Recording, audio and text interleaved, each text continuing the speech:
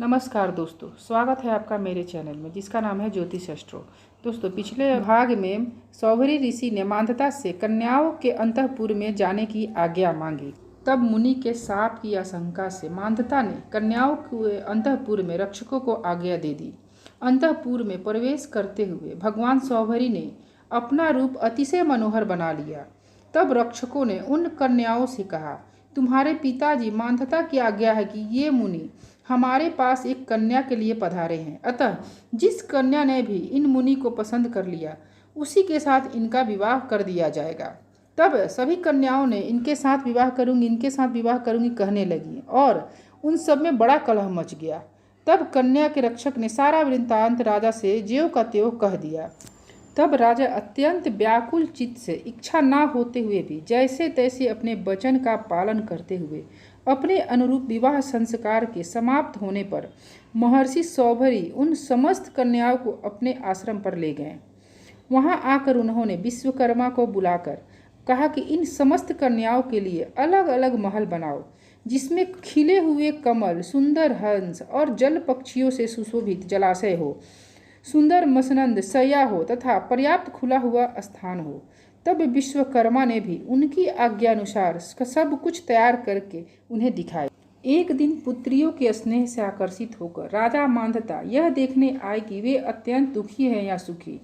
महर्षि सौभरी के आश्रम के निकट ज्यों आए, उन्होंने वहां अति रमणीय उपवन और जलाशयों से युक्त स्फटिक शिला के महलों की पंक्ति देखी। फिर वे एक महल में जाकर अपनी कन्या का स्नेहपूर्वक आलिंगन कर आसन पर बैठ गए और आंखों में जल भरकर बोले, यहाँ सुखपूर्वक हो ना, तुम्हें कोई कष्ट तो नहीं है ना? सौभरी तुम्हें स्नेह तो करते हैं ना या नहीं? तब राजपुत्री ने कहा, मुझे यहाँ कोई कष्ट नहीं है, यहाँ हर तरह की सुख सुविधाएं हैं। फिर भी मुझे एक बड़ा दुख है, हमारे ये पति मेरे घर से कभी बाहर जाते ही नहीं, ये केवल मेरे ही पास रहते हैं, मेरी अन्य बहनों के पास ये जाते ही नहीं है। इस कारण से मेरी बहनें अति दुखी होंगी, यही मेरे दुख का कारण है। उनके ऐसा कहने पर राजा दूसरे महल में आकर अपनी दूसरी कन्या से उसी प्रकार पूछा।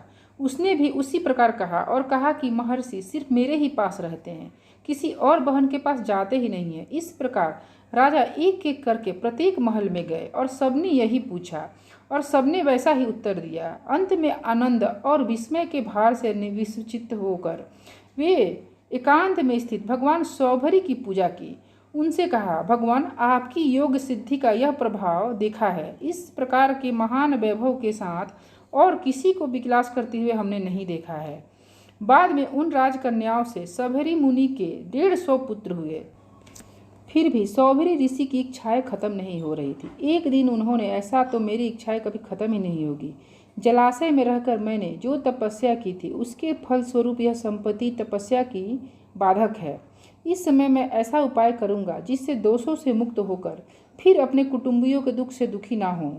इस प्रकार मन ही मन सोचकर सौभरी ऋषि पुत्र, गृह और संपूर्ण पदार्थों को छोड़कर अपनी समस्त स्त्रियों सहित वन में चले गए।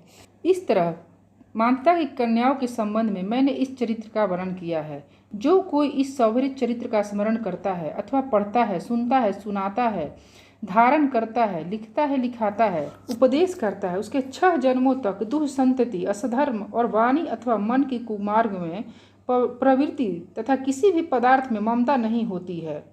धन्यवाद दोस्तों।